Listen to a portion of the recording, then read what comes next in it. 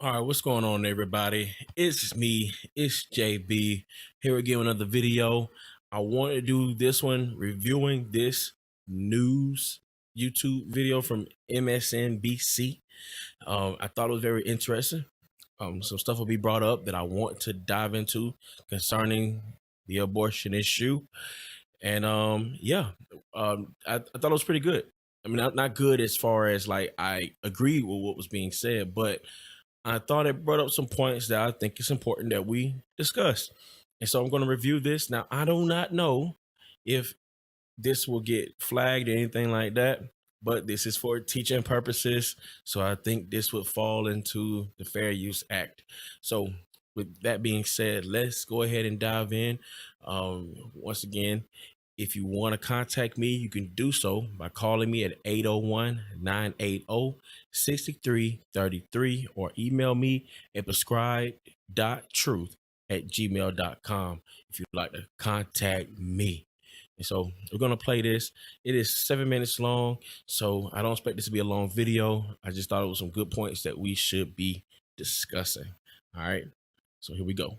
Hours of this morning, after an overnight session, the Missouri State Senate passed an 8-week abortion ban containing no exceptions for victims of rape, incest, or human trafficking, and mandating up to 15 years in prison for doctors who violate the ban.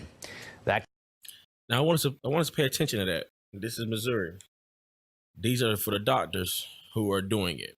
A lot of the argument I've been hearing is for the women not going to jail.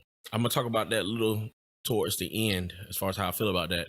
But here we're talking about the doctors who are performing it, which makes sense because it's the doctor who's actually killing the child. It is a doctor who is pulling apart a child and sucking the child through a tube. The woman isn't doing that herself. The doctor is doing it. All right, so let's just pay attention to that part.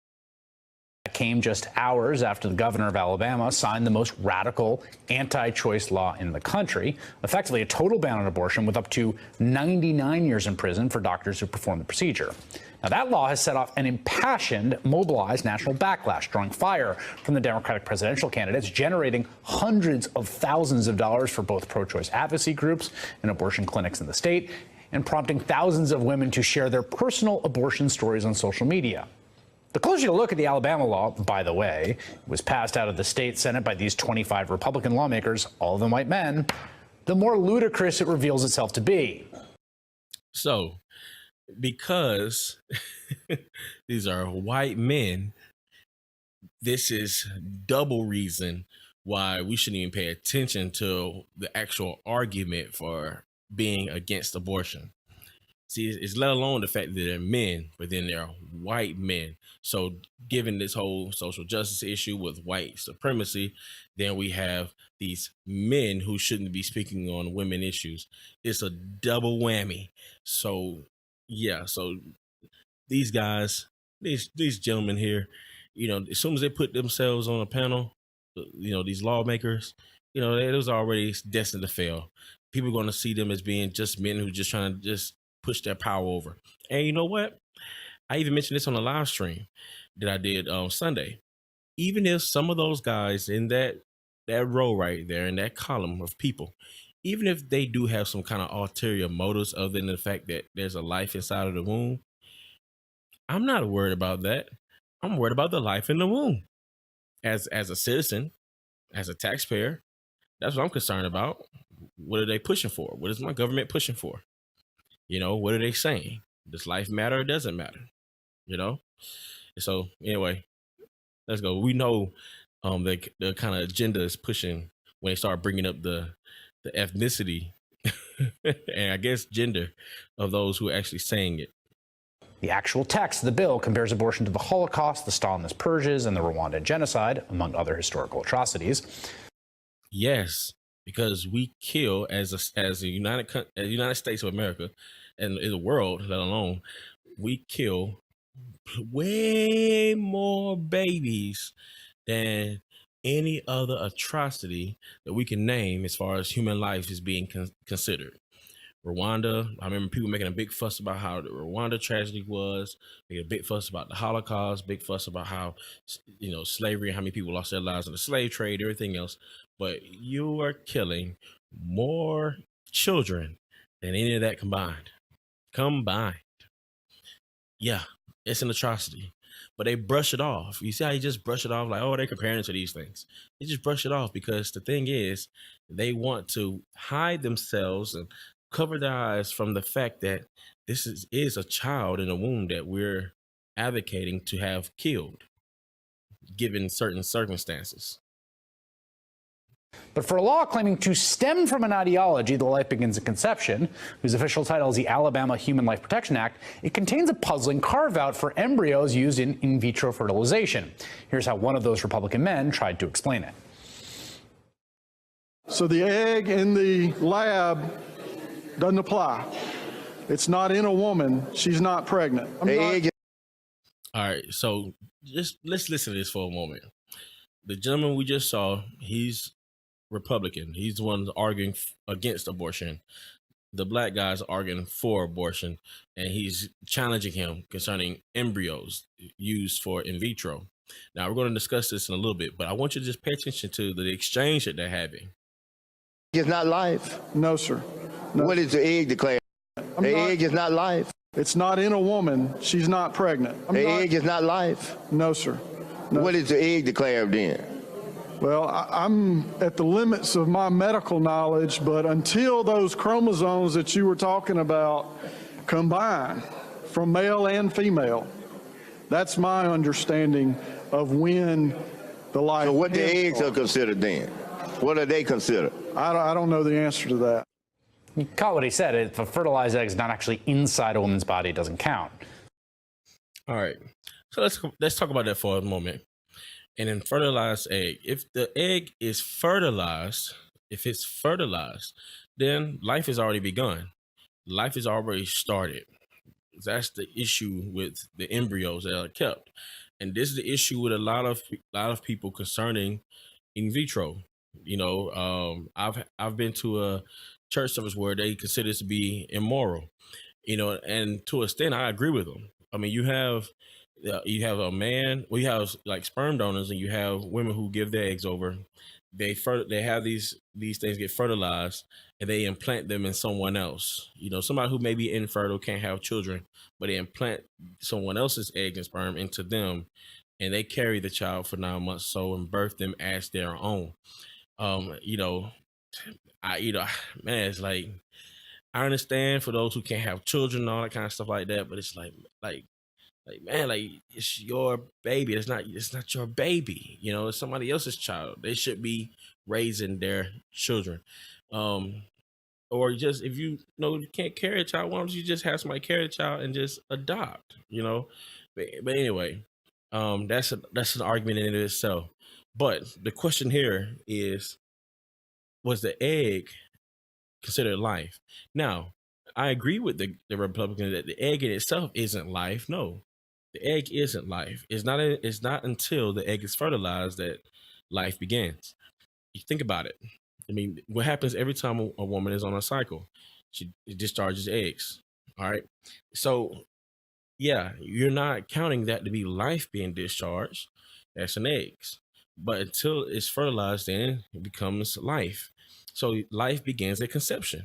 That is the Christian argument. That is the scientific argument. That is all of it. Life begins at conception. So for the embryos, which are the ones who are fertilized and they're kept frozen and whatnot, they're babies. They're like fertilized babies, and they have the potential of living. So they would be considered life. Now, I don't know what this argument was headed towards. I don't know if he was trying to say, should we also punish those who throw those embryos away? You know, which I was like, you know, I feel like that's unethical. You know, why would you throw away fertilized babies? I don't know why you do that, but you know, human life has already started. You just don't care about them because you think they're just a clump of cells. But anyway, that's a tangent. So yeah, I don't know what the argument was getting at, but yes, the egg in and of itself is not life, not until it's fertilized. Life begins at conception, you know, not when the heart beats. Already, life is already started. God is already working on that individual, forming them and making them and shaping them, you know. So life is already started. All right. So yeah, that will be the take on that. To many observers, that gave away the whole game on what the anti-abortion agenda is really all about. I'm joined by MSNBC political analyst Zerlina Maxwell, co-host of Now, I'm going to skip past this next stuff. They're basically finna say how these people have some kind of hidden agenda, but they're going to say something that's very interesting that I do want us to focus on, but I'm going to skip past a little bit because it takes them a while to get there. But they're basically going to talk about how, these men, they say it's about life, but they're not really caring about life because they did care about life, and they care about these children who are in cages and like at the border and stuff like that, So yeah, but I don't see anybody trying to murder those children. That would be an argument if like people were out murdering other children, like children that are in foster homes and stuff like that, and people are murdering them and nobody's saying a word and it's being okay. Then I can see how people can have an argument with that.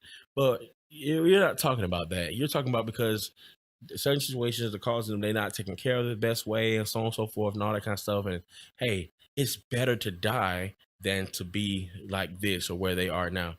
Okay, I think those children, even though they're in cages, I think most of them would still rather live. If somebody was to come inside their cage or whatever you want to call it and threaten to kill them, they would fear for their life. They would want their life to continue to move on. And so, not the same argument there. I can't stand when people use that. It's like, really? We're not even on the same page. But anyway, let's skip ahead and let's get to the moral conclusion here concerning as far as people being punished for abortion. I don't like this law for Alabama women, but this is what we need to get to the Supreme Court, which is obviously the opposite logic of what we're seeing from Pat Roberts there. But yeah, I actually think he's right. I think it is too extreme to make it. I don't think this is. You think it is a bad vehicle for them? Oh, yeah. I don't think they're going to pick this one up. There's other laws that are already at the foot of the Supreme Court that I think are more likely to challenge Roe v. Wade. I don't think they're going to touch this one. There was this great piece in the New Republic today that I'm thinking about all day by a writer named Emily Atkin. It was a great piece of writing, Emily Atkin. It's called "Arrest Me, You Alabama Cowards," and it just makes a very obvious point that had been obvious to me, but hadn't, which is that doctors who perform abortions under this law can face 9 years of prison. There is no penalty for the women. But as she writes in that piece, she's like, I was the agent, she writes about her own abortion, I was the agent of my own abortion. Right. If you actually think it's murder, then the logic entails the punishment should be for women. And that was exactly what Donald Trump was saying during the campaign. When he got trapped in the logic. Because he's not really in this, he's not in the anti-choice world, so he doesn't know the cues and how to talk about it without saying this quiet part out loud. So when he was asked by Chris Matthews as a follow-up of, well, what punishment for this crime that you're now saying abortion is, what would the punishment be for women? He sort of stuttered because when you get to it, I mean, are we going to jail women? And I think the fear that I have, before Kavanaugh was confirmed, I had Nancy Northup from the Center for Reproductive Rights, and I asked her point blank, are we going to start jailing women? And she said that's not an immediate concern. That's not something that will happen right away. But there are women in jail in El Salvador for miscarriages. And so how are you going to be able to tell the difference between an abortion and a miscarriage? And are you going to believe that I'm really miscarrying? And are you going to put me in prison like they are in Latin America in some countries?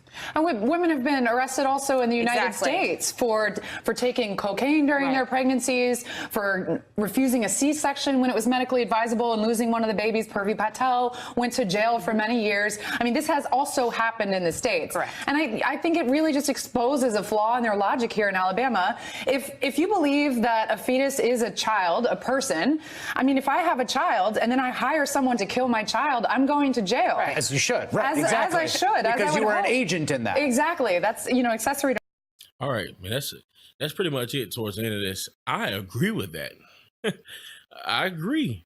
And I know you all may think, oh, Jamal, you crazy to think that. No, I absolutely agree. If a woman is getting an abortion, she goes and pays a doctor to kill her child, that is the same thing as somebody paying someone to murder another human being. It's the same thing. They should be punished as well. I agree with that. Now, am I as extreme concerning the rape and incest one? I'm not as absolutely sure yet, but I like to think that I'm most likely still going to be on the same side of that. Still, the reason why is because that's the thing. We can't argue things from an emotional perspective, and I will admit to you that if I give partiality in the sense to the rape victim and to the one who have got pregnant with incest, then it's partiality, because the same thing is being done. Someone is being paid to murder. And this is the thing. One evil does not justify another. It doesn't. You know what I'm saying? So all because you were raped doesn't justify you to murder your child. Okay? All because you had an incestuous relationship that was unwanted doesn't justify you murdering your child. You know, and so in that sense, I was like, yeah, I mean, you know, think about it like this. If someone comes to me and attacks me, right? They attack me. And if I seek revenge, what's going to happen if I get that revenge? The police is not going to let me go free. I mean, they're not. If they're upholding the law, they're not going to let me go free. And that's what the Bible says. Bible says, do not repay evil for evil. All right. So if someone attacks me and beats me, matter of fact, if someone attacks my child, and I call the police and everything else, right? But then I go and get them back. I go and and knock some heads. I'm going to jail. They're not going to give me a pass. The judge is not going to give me a pass. The judge is going to give me the full extent of the law because I broke the law. All right. So we can't break the law because something was done to us. You can't do it. So therefore, murdering a child is unjustified. It's unjustified. You cannot justify murdering your child no matter where you were. So with that being said, I guess I just answered my own self there. I wouldn't give an exception to the rapist, to the rape victim, or to the incest, the one who's in an incestuous relationship, because you both decided to murder your child. Two evils, that's not going to make it right. It's not. All right. So it's a thing. I've always said this. What is the biggest issue with the rape victim? Because they have to carry this child, so on and so forth. I said this in other podcasts. Look, if that's the worst you're going to do with the trauma and everything else, trust me, that is not worse than losing your life. It's not worse than you losing your life. It's not worse than being killed for selfish reasons. It's not worse. The baby gets the short end of the stick. You still get to live on. Prayerfully, you still get to live on, live your life, heal, and everything else. And guess what? You can do that even if you carry the child. You can do that even if you birth that child. You can do that even if you have to raise the child. And you can do that even if you put the child up for adoption. You can still heal. And I said this in my last podcast, and I say it again now. You can heal. Your healing can and will be found in Christ Jesus. It's not a cliche. It is the truth, the prescribed truth. All right. So yes, I agree with them. The logic is, if the doctors are being punished, the women should be too. So I didn't read the law concerning Alabama's anti-abortion ban. I didn't do that. I didn't read it. I didn't read Georgia's either. You know, I wonder if Georgia put the same thing in there as far as them punishing the doctors. But if that is the case, then I would agree with them that they need to, you know, have something for women too. For the woman who goes up to the hospital to seek this done, or goes to the clinic, I should say, and seeks to have this done, who goes and has and gets, you know, and pays money to get it done, and the doctors perform it, then that should be no. You know, so that should be no. You know, they should be punished too, because she made a conscious decision, especially after the law is passed. Then yeah, most definitely. You know, doctors shouldn't be the only one to be punished. You know, you're thinking about people who go rob a store. The getaway drivers get punished too. You know, the getaway drivers don't get away free because they weren't the ones who actually robbed the store. They were an accessory. You know, they were an agent. So yeah, I definitely agree with those ladies there. I do. You know, don't agree with them much else concerning the abortion issue, but I do agree with them there. Bring it down to a logical conclusion.